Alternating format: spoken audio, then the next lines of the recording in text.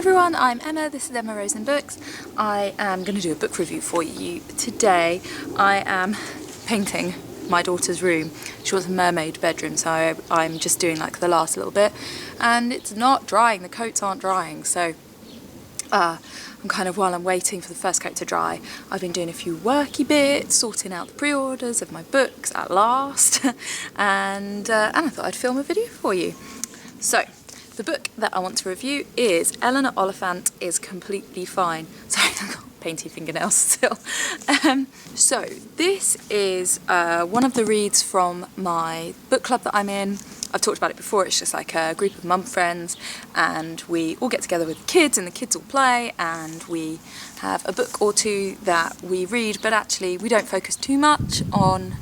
It's like we're joined through our love of reading, but if we don't get around to reading it, or, you know, we don't beat ourselves up about it, and it's not like we don't have like big highfalutin conversations about literary themes or anything like that.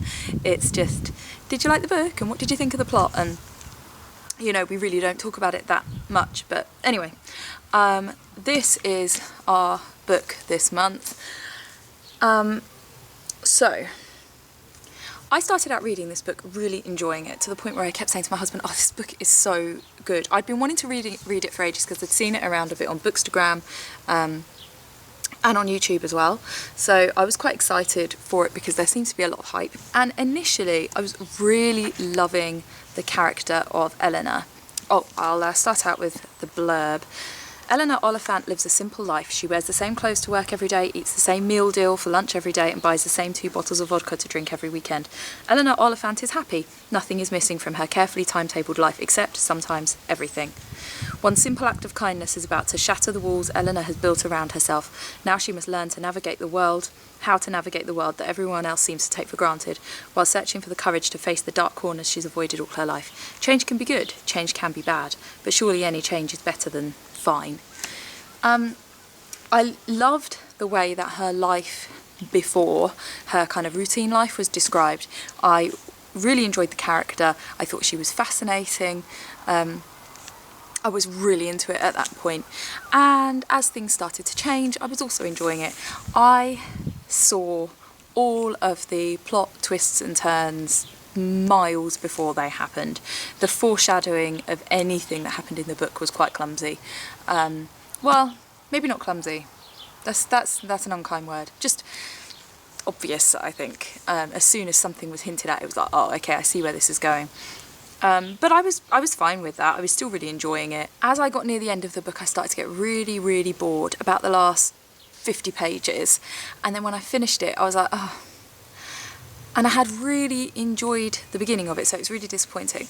And what I decided my issue with this book is that it was too nice.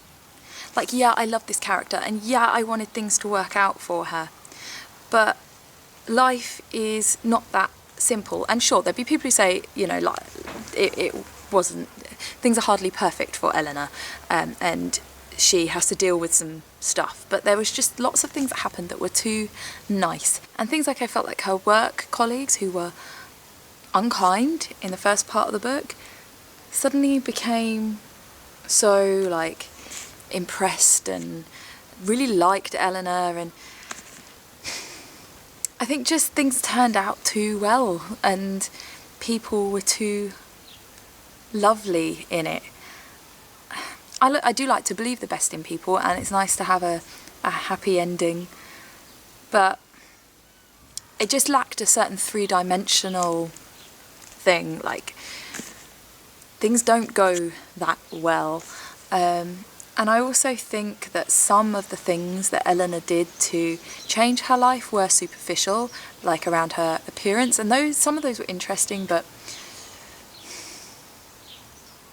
you know, it really shouldn't be about changing the way that you look to conform to a societal image. You know, she was who she was, and again, yeah, it just went, that part of it's too superficial. It was just too saccharine. Saccharine is the perfect word that I would use to describe this book. So it wasn't a bad book. Eleanor was amazing. So was, do you know, I can't even remember his name.